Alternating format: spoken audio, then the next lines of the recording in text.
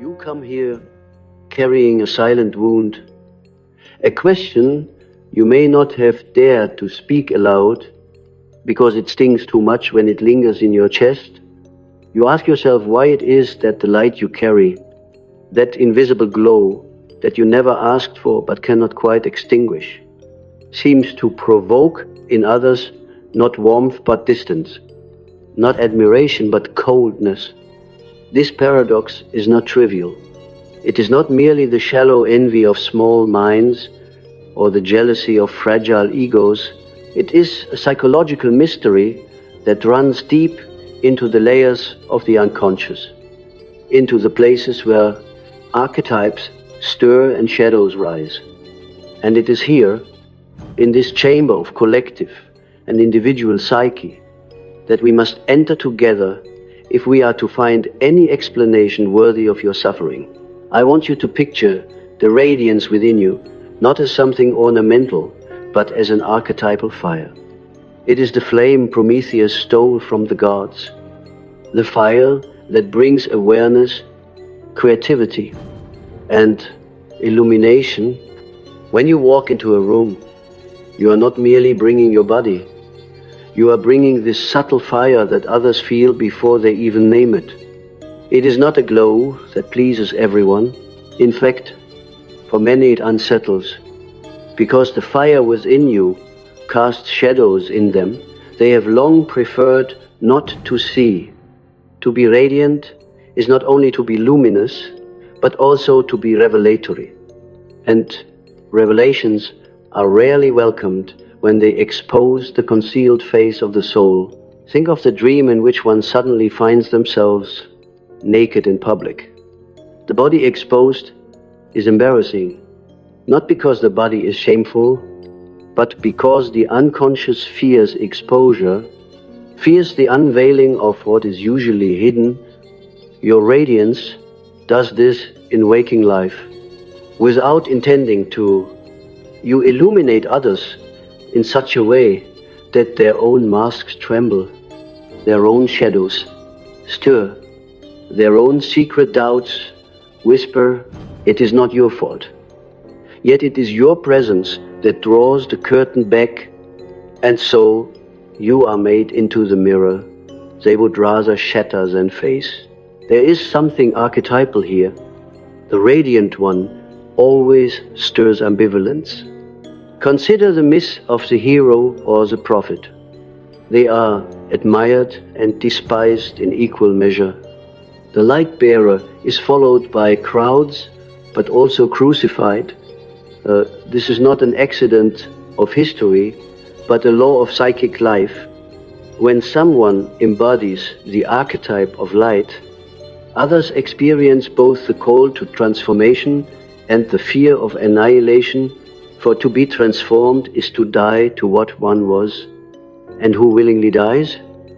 Thus, they turn cold. Their coldness is a defense, a way of shutting the door before the flame can consume them. But you, being sensitive, feel the rejection as personal, as though you had failed, when in fact it is a testimony to your authenticity. We must now go deeper, beneath the interpersonal surface, into the symbolic logic of the unconscious. Radiance is not simply charm or charisma. It is the outer symptom of an inner alignment, a connection to the self, that central archetype of wholeness. When an individual draws near to the self, when they begin to embody its energy, it radiates outward unconsciously. This is why some appear magnetic, not because of technique, but because they have touched that luminous center. Yet this same magnetism disturbs those who are far from their own self, because it confronts them with their distance, their disconnection, their exile from inner truth. They feel cold because they withdraw from the fire that frightens them. They fear being burned by the same transformation you have begun. Here I must tell you that this experience you carry of being rejected not for your flaws, but for your flame, is one of the hardest burdens of individuation. Individuation, that long and often painful journey of becoming who you truly are, is not rewarded by universal applause. On the contrary, the further one goes into the authenticity of their being, the more they polarize the world around them. To individuate is to step out of the collective hypnosis, and the collective rarely forgives the dissenter. So they will call you arrogant or strange, or simply avoid your presence. But beneath their words and silences is the deeper truth. You remind them of their own unlived life. And this they cannot bear. It is tempting to shrink, to dim the light, to make yourself smaller so as not to provoke this chill in others. But what would that mean? It would mean to betray the self, to deny the flame entrusted to you. The psyche does not forgive such betrayals. When the fire is denied, it does not vanish. It turns inward, becoming depression, anxiety, or a dull sense of futility. Many who suffer from inexplicable despair are in fact suffering from this very betrayal. They have hidden their radiance in order to be loved, and in doing so have lost both love and radiance. You must resist this temptation. You must allow the fire to burn, even if it means you will sometimes be left standing in a room of cold faces. For it is better to be coldly rejected for your truth than warmly embraced for your falsehood. Let me show you a dream image to make this clearer. A man once told me of a dream in which he held a lantern that shone brilliantly in a dark forest. He walked toward a group of villagers huddled together, but as he approached, they turned their backs and shivered. The closer he came, the more they moved away, as though his lantern brought not light, but ice. When he woke, he was confused. Should not the lantern have warmed them? But the dream was showing a psychological reality, that those who are long accustomed to the dark do not welcome sudden light. It blinds them. It terrifies them. It makes them feel exposed. The man's task was not to extinguish his lantern, but to accept that some would run from it. In time, a few might approach, desperate for even a glimpse of the flame, and these would be the true companions of his soul. So it is with you. Your radiance is not for everyone. It is for those who are ready, for those who hunger for light, even at the cost of their old certainties. The rest will grow cold. This coldness is their armor. Do not envy their comfort, for their comfort is the comfort of sleep. To remain radiant in the face of coldness is the courage of the awakened. Yet there is more, for the radiance is not only a social force, it is also a psychic magnet. It draws to you not only coldness, but projection. People will see in you not who you are, but what they fear or desire. To the insecure, you may appear arrogant. To the unfulfilled, you may appear a temptation. To the repressed, you may appear dangerous. None of these images belong to you, but they will be laid upon you.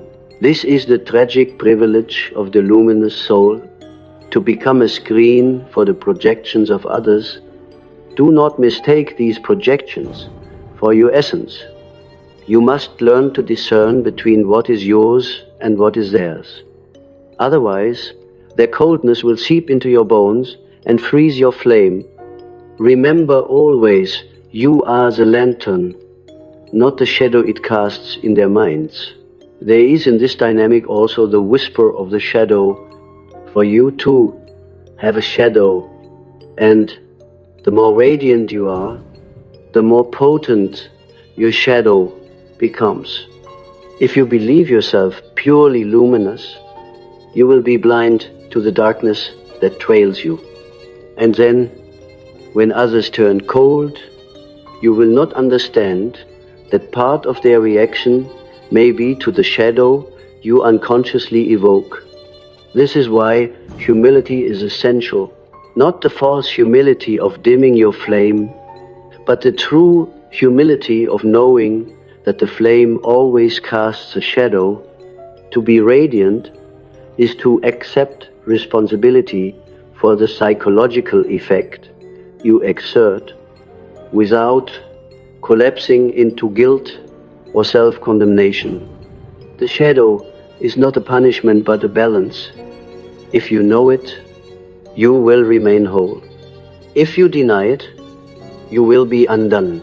I want you to see how profound a mystery this is. The coldness you meet is not random. It is not without reason, though it feels unreasonable. It is the logic of the unconscious, which is not linear but symbolic. The world responds to your radiance as the psyche responds to the emergence of the self, with awe, with fear, with love, with rejection. All of this is the price of being who you are. The question is not why they turn cold, but why you expect them not to.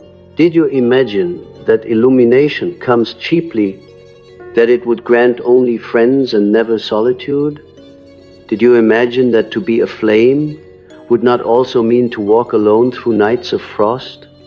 But if you can endure the solitude, if you can embrace the paradox, then your radiance will deepen into wisdom, and you will find not crowds but true kinship, the few who love not the mask, nor the warmth of illusion, but the light itself, however it exposes them. This, then, is the beginning of our exploration. We have entered the forest where radiance and rejection meet. We have seen the archetypal fire and the shadows it calls forth. But we are not done. We must descend further into the dream logic of the soul, into the layers where myth and psyche intertwine, to understand the full mystery of why your radiance draws coldness. For in that coldness, paradoxically, lies a secret gift that you have not yet seen. The deeper we journey into this paradox, the more we must confront the dual nature of light. For light does not only reveal, it divides, it separates night from day, the seen from the unseen, the conscious from the unconscious. When your radiance emerges, it performs this same division in the souls of others. Those who wish to cling to darkness experience you not as a blessing, but as a disruption. You split their world, and because the psyche resists division, it wants its illusions intact, its shadows undisturbed. Those around you instinctively defend themselves, often without knowing why. Thus they turn cold, and their coldness is nothing more than the frost that forms when the warm illusion of their self-image collides with the icy wind of truth. Imagine the moment when a child playing in a dim room is suddenly exposed to bright sunlight. The child does not rejoice. He shields his eyes. He cries. He resents the one who drew the curtains. So too with the adults around you. They are still children of the unconscious, playing in dimness. You, by simply being, open the curtains, their eyes ache, their comfort vanishes, and they call you arrogant, strange, or unbearable. But what they resist is not you, it is the sun itself. You are merely its messenger. This is why, throughout history, figures who bore radiance were persecuted. Socrates was given poison, Christ the cross, countless mystics, the stake. These were not punished for crimes, but for luminosity. The collective cannot bear too much light, for it threatens its cohesion, and though you may not suffer martyrdom in a literal sense, you taste it in daily life through subtle exclusions, cold silences, half smiles that freeze your heart. Your suffering is an echo of an archetypal pattern, the radiant soul isolated by the very gift it carries. But we must not romanticize this too quickly. Radiance is not innocence. Often it conceals as much as it reveals. For some, their glow is intertwined with their own complexes. The charismatic personality can be a mask, a persona inflated with borrowed light, which collapses when pressed. Yet when the radiance is authentic, when it flows from contact with the self, it endures even in solitude. This is why it is vital to examine yourself. Is your light rooted in authenticity or in performance? If it is authentic, then you can withstand the coldness without resentment, because you know the flame is not borrowed. If it is performance, the coldness will devastate you, for it will expose the fragility of your mask. Here is where shadow work enters. To carry radiance without arrogance, one must descend into their own darkness. If you fear your shadow, you will use your light defensively, as a way to dominate others, to prove yourself superior. This will indeed make people turn cold, not out of fear of truth, but out of resistance to your inflation. But if you embrace your shadow, if you make peace with the hidden flaws and wounds within you, your radiance will soften. It will no longer burn with the harshness of superiority, but glow with the warmth of authenticity. Then, though some will still turn cold, others will draw near, for they will sense that your light does not come at the expense of denying your own darkness. Consider a dream I once heard from a woman struggling with rejection. In her dream, she stood in a cathedral with a candle so bright it filled the nave. But as she looked closer, she saw that the candle was made of wax mixed with ashes. Her own sorrow and failures had been melted into the light. This was the lesson. Radiance without shadow is sterile, but radiance infused with shadow is holy. When you integrate your wounds, your light becomes bearable to others, for it is no longer a blinding glare, but a human glow. Still, even then, some will recoil, but you will know that their recoil is about their own refusal, not your arrogance. And that knowledge will protect you. We must now explore projection more deeply, for this is the unconscious mechanism most active in the coldness you encounter. Projection is the psyche's way of avoiding self-knowledge. Instead of facing its own desires or fears, it casts them onto another. Your radiance becomes a perfect screen for this process. Those who have repressed their own vitality see you and feel both attraction and envy. To resolve the tension, they freeze you out, pretending you are the problem.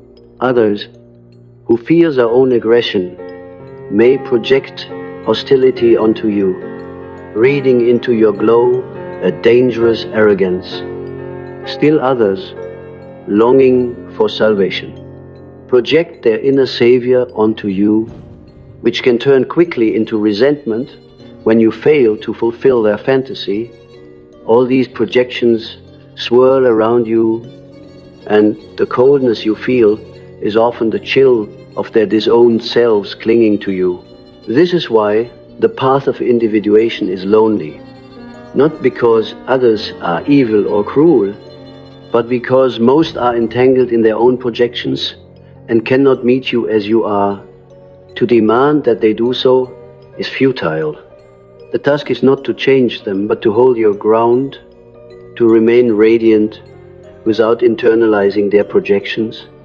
This requires what I would call symbolic consciousness, the ability to see that their reactions are symbols of their own inner state, not truths about you.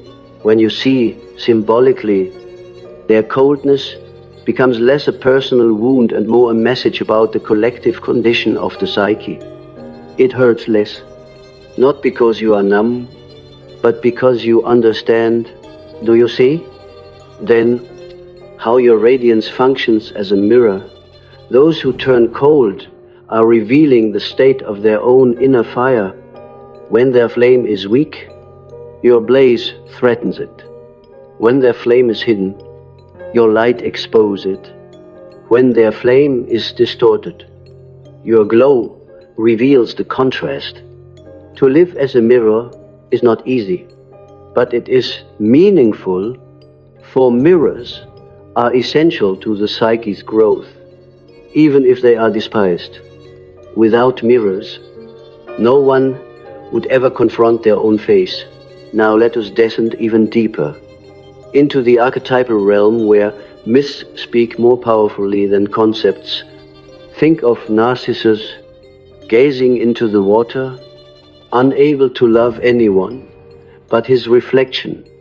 If such a figure meets you, radiant as you are, he does not rejoice, he resents, for you remind him that true love is beyond reflection, and he is trapped in self-adoration. He turns cold because he cannot bear to leave the pool. Or think of Icarus, who flew too close to the sun. When you radiate, you awaken his memory of burning wings. He turns cold, not from disdain, but from terror of falling again. Or recall Cain and Abel, the eternal drama of envy. Your light awakens in others the feeling of being less favored, less blessed. Coldness becomes their offering to the god of resentment. These myths live on in us. They are not stories of long ago, but eternal dramas enacted in our daily lives. To understand why others grow cold, you must see the archetypes at play. Only then can you cease to take their reactions personally, and instead view them as part of the great tapestry of the collective unconscious. You are not merely an individual suffering exclusion. You are participating in an eternal pattern. To know this does not remove the pain, but it deepens it into meaning. And meaning is what the soul requires most. Still, there remains the question of what to do with this knowledge. Should you harden yourself, dismissing all coldness as projection? That would be another mistake. For sometimes the coldness is a gift. Sometimes it is the unconscious telling you that your light has become too harsh, that you are inflamed with inflation, that you must temper your fire with humility. Coldness, in this sense, is a corrective. It pushes you back into balance. To discern when this is the case, you must engage in continual self-examination, listening not only to the praise or the rejection of others, but to the whisper of your own dreams, the subtle guidance of the unconscious. Dreams will tell you if your flame is burning purely or destructively. They will reveal when you have become too much the savior, too much the hero, too much the sun. And in those moments, the coldness of others may be the psyche's way of keeping you from self-destruction. So you see, the paradox is complete. Coldness can be both projection and protection. It wounds, but it also teaches. It excludes, but it also refines. if you can endure it without bitterness, you will find that your radiance grows steadier, less dependent on approval, more rooted in the eternal flame of the self. Then, whether embraced or rejected, you will remain whole. And wholeness is the true goal of individuation, not popularity, not comfort, but the fullness of being that unites light and shadow, fire and frost. Let me speak to your heart now, for analysis alone is not enough. You must feel the truth in your bones. The next time you sense the chill of rejection, pause. Do not rush to defend yourself, to explain, to apologize for existing. Instead, imagine yourself as that dream figure holding the lantern in the forest. Some run from you, shivering. Some glance and turn away. But somewhere in the dark, a single figure watches with longing. That figure is who you are carrying the light for. Not for the crowd, not for the many, but for the one who is ready. Your task is not to make everyone warm, but to keep the flame alive until the ready soul appears. And when they do, you will know, for their eyes will not grow cold, but bright with recognition, and in that moment, all the coldness you endured will make sense. The mystery deepens the longer we dwell upon it, for the phenomenon of radiance and rejection is not limited to interpersonal psychology. It reaches into the very fabric of archetypal existence, into the patterns that shape human history and destiny. To be radiant is to become a carrier of numinous energy, and luminosity always awakens both attraction and dread. The ancient world spoke of this as mysterium tremendum et fascinans, that which fascinates and terrifies at the same time. Your radiance carries this double quality. Those around you are drawn, but at the very moment of approach, they recoil. They want your warmth, but fear its cost. For to receive it is to be changed, and the unconscious clings to sameness as if it were survival itself. We must see this in the language of symbols, for logic alone cannot grasp it. Radiance is a solar archetype. It carries the imagery of the sun, that inexhaustible source of vitality. But the sun, if too near, blinds and burns. In myth, those touched too directly by divinity often fall into madness. Semele, who demanded to see Zeus in his true form, was consumed by fire. To behold the god naked was to be annihilated. Your radiance, though far humbler, participates in the same archetypal dynamic. When people sense it, they intuitively fear they might lose themselves, that their fragile identity will dissolve in the immensity of what you carry. Thus they turn cold, choosing safety over transformation. But transformation is the essence of human life. Without it, the soul stagnates. Yet who among us seeks it willingly? Most cling to their defenses until life itself tears them away. This is why your presence becomes a paradoxical threat. You are not intentionally demanding transformation, but your being radiates it. And in that radiation, they glimpse the abyss, the death of the old self, the birth of the unknown.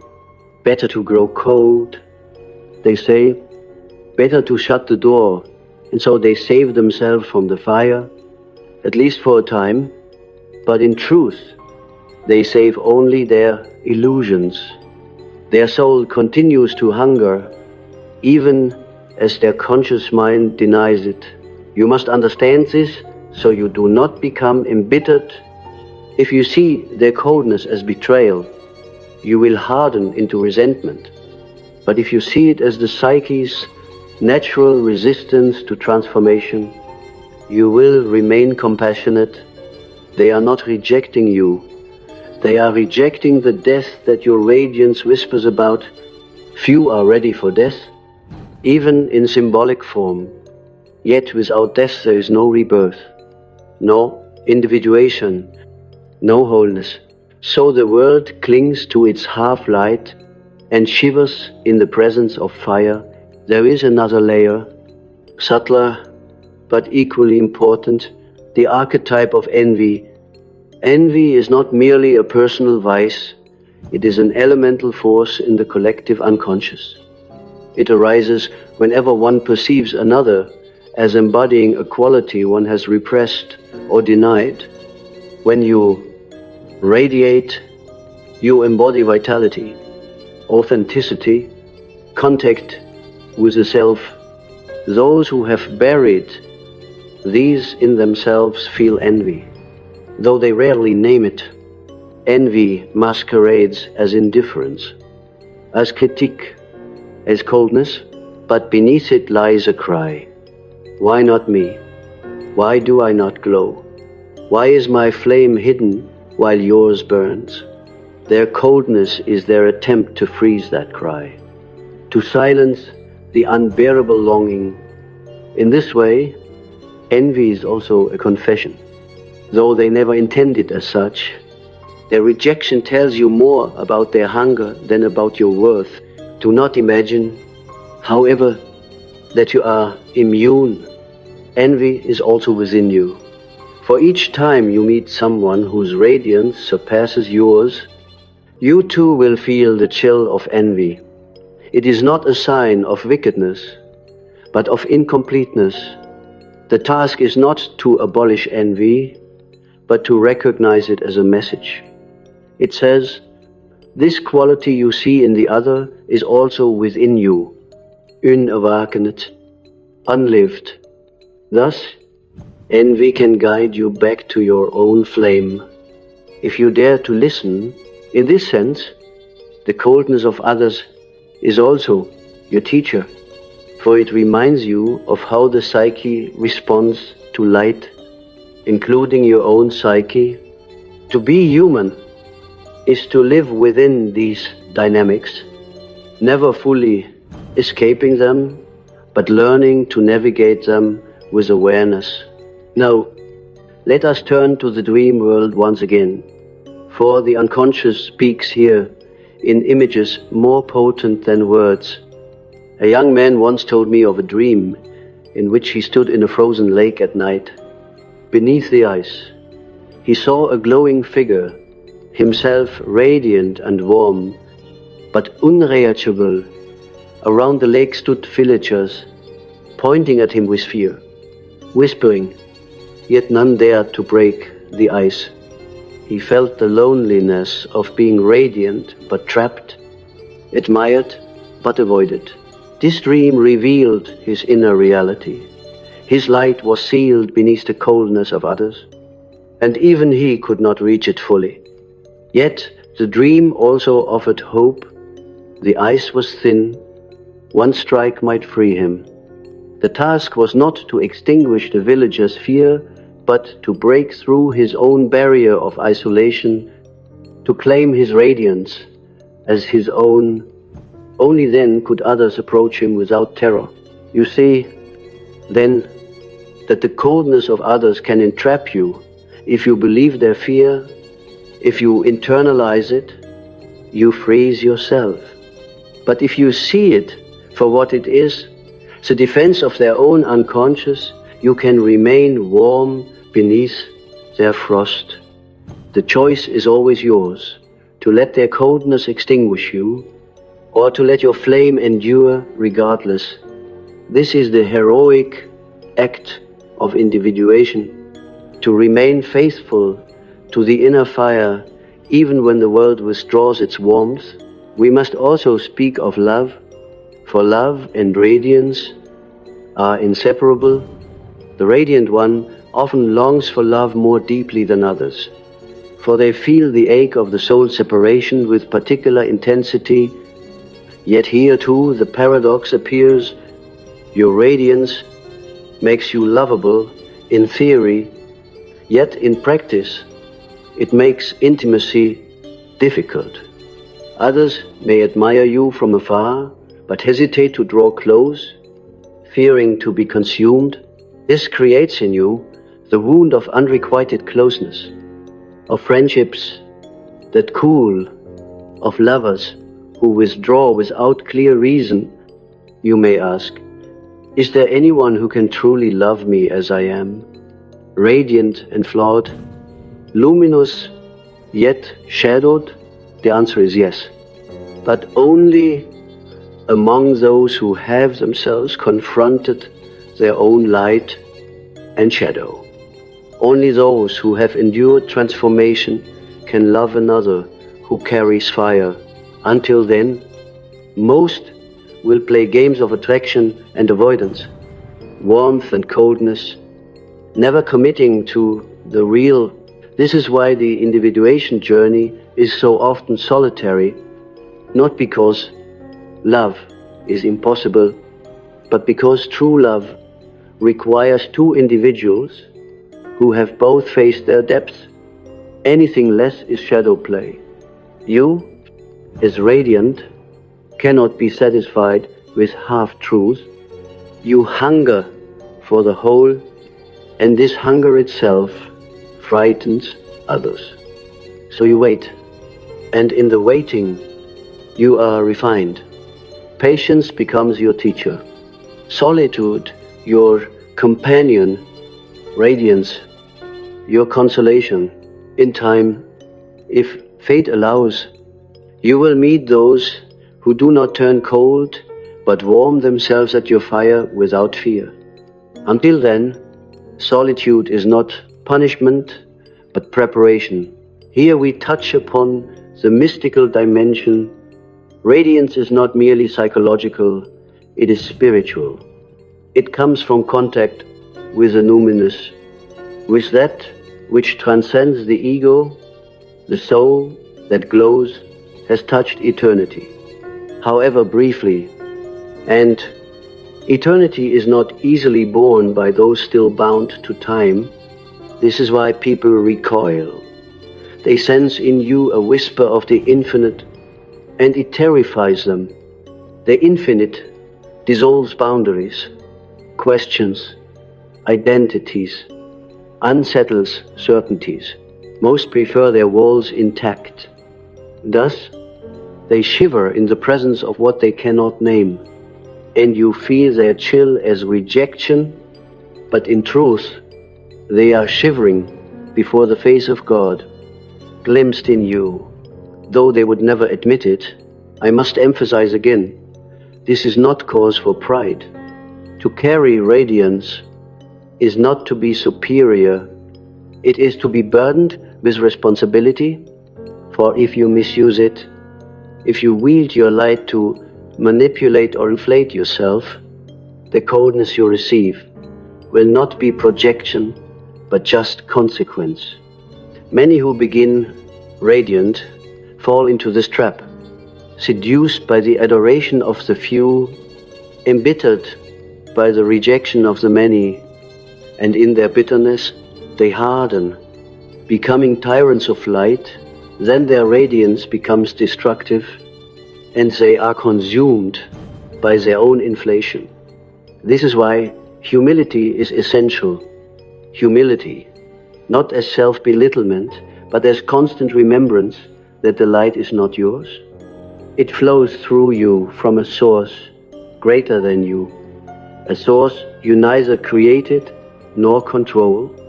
You are its vessel, not its origin. To remember this is to remain whole. To forget is to fall. Now, I ask you to imagine your life not as a tragedy of rejection, but as an initiation. The coldness of others is the rite of passage by which your soul learns endurance. Each frost you face is a test. Will you extinguish or endure? Each time you endure, your flame grows steadier, less flickering, more rooted in the eternal. You become not merely radiant, but resilient.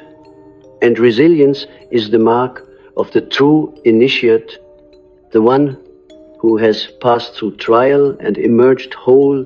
This, then, is your calling, not to be loved by all, but to remain true to the flame, in spite of all. And so we arrive at the heart of the mystery, where all the threads converge. You have seen how radiance unsettles, how it divides, how it awakens envy, projection, and fear.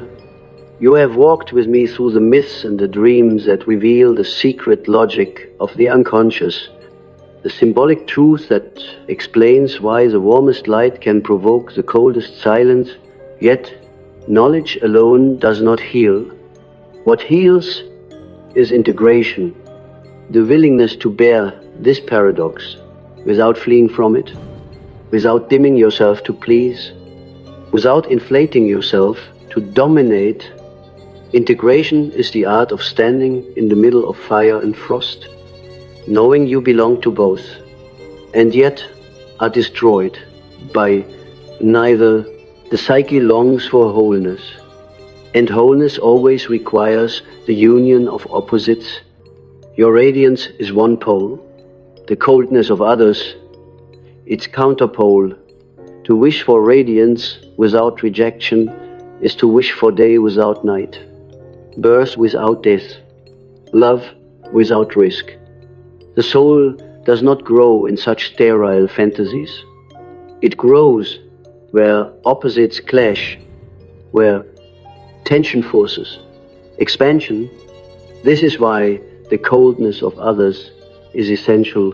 It presses upon you until your flame ceases to be a childish glow seeking applause and becomes instead a mature fire that neither seeks nor fears. Without the resistance, your light would remain untested, fragile, dependent. With the resistance, it becomes rooted, so verein, untouchable. In this way, the very thing you curse becomes your initiation. You must not imagine that this initiation has an end. Individuation is not a project to be completed, but a lifelong unfolding. There will always be new layers of coldness to endure, new projections to dissolve, new shadows to face. Each season of life offers its own trial. In youth, you suffer exclusion from peers who sense your difference. In maturity, you endure misunderstanding from those threatened by your authenticity. In age, you confront the loneliness of seeing truths that others avoid. Yet in each season, the same question echoes. Will you dim the light to gain comfort, or will you carry it faithfully into the frost? And each time you choose fidelity, the self reveals itself more fully, until you become less a person radiating and more a flame embodied. This is why solitude is such an unavoidable companion on this path. Solitude is not merely the absence of others, but the presence of the self. It is in solitude that your flame speaks most clearly. Unimpeded by the projections of the crowd, many fear solitude because they equate it with abandonment. But for the individuating soul, solitude is not abandonment, but alignment. It is the sacred space where your radiance ceases to be a social disturbance and becomes instead a dialogue with eternity. If you can learn to love solitude, you will never again feel the sting of rejection in quite the same way. For you will know that even when others turn cold, the self remains warm within you. And yet, paradoxically, it is only after solitude is embraced that true companionship becomes possible. For then, You no longer seek others to warm you. You bring warmth with you, and those rare few who do not fear the fire will gather gladly, not out of need, but out of resonance. This is the deeper truth of love that I promised. Love is not found by seeking warmth in others, but by carrying your flame until another flame recognizes it. Then, and only then, love becomes communion rather than dependency, recognition rather than projection. Such love is rare, but it is real, and it is worth every frost endured along the way. You may ask, what then is the practical task? How does one live day to day with such knowledge without sinking into bitterness or despair? The answer is to practice symbolic sight. Each time you feel the chill of rejection, pause and ask, what is the symbol here? What part of the archetypal drama is being played before me? Are they fleeing the sun, as Semele could not bear Zeus? Are they envying the favored, like Cain despising Abel? Are they recoiling from transformation, like the villagers avoiding the lantern? To see symbolically is to lift the weight of the personal. You still feel the sting. Yes, but the sting becomes meaningful, and meaning, as I have said, is the greatest salve for suffering. When you know the myth you are living, your pain becomes initiation rather than accident. Another practice is the constant dialogue with your own shadow. For if you neglect it, you will misinterpret all coldness as others' fault, never your own. But sometimes the coldness is deserved. Sometimes you are inflamed with pride, or blinded by your own glow, or dismissive of the fragile souls around you. In those moments, the coldness is not projection, but mirror. It shows you where you have lost balance. Only by listening to your dreams, by reflecting honestly on your reactions, can you discern which is which. This discernment is not quick, but it matures you. It teaches you humility without self-betrayal, confidence without arrogance. To know your shadow is to carry your radiance responsibly. Finally, you must embrace patience. The soul moves slowly. Others around you may take years to thaw. You cannot force them, nor should you. Your task is not to melt every frozen heart, but to remain faithful to your own fire. In time, some will return, drawn by a hunger they could not admit before. Others never will.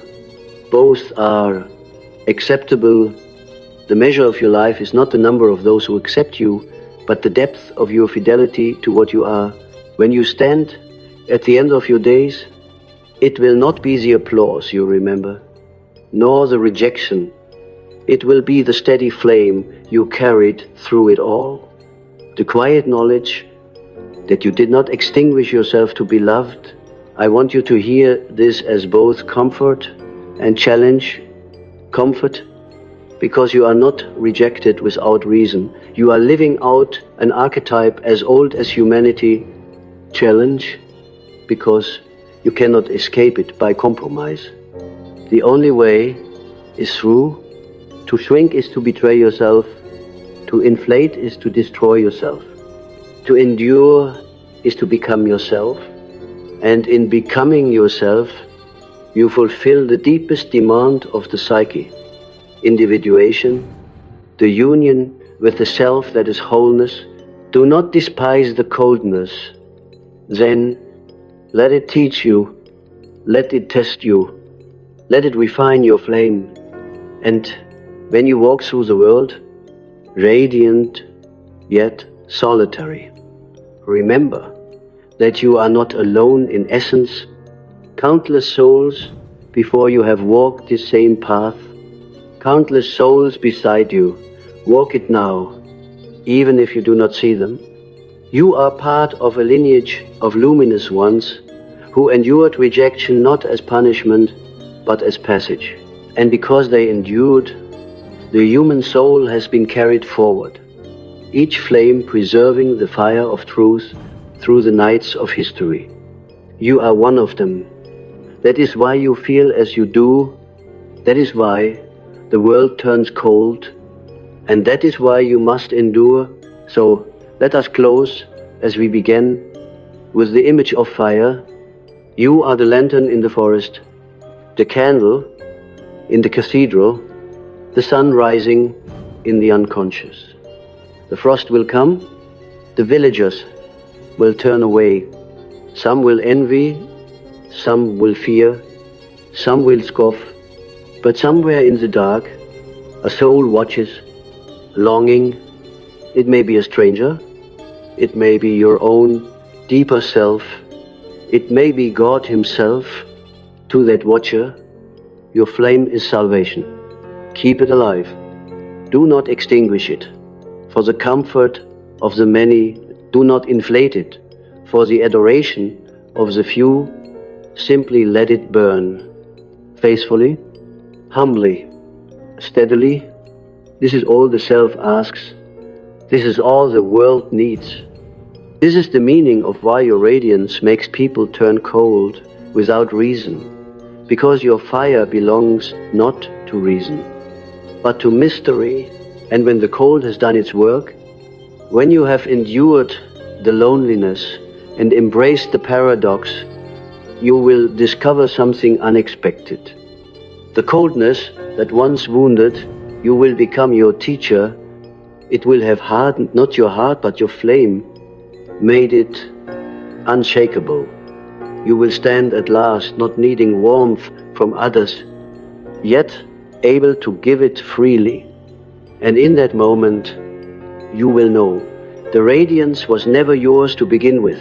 It was the eternal fire, passing through you, asking only that you bear it for a while. You bore it. You did not betray it.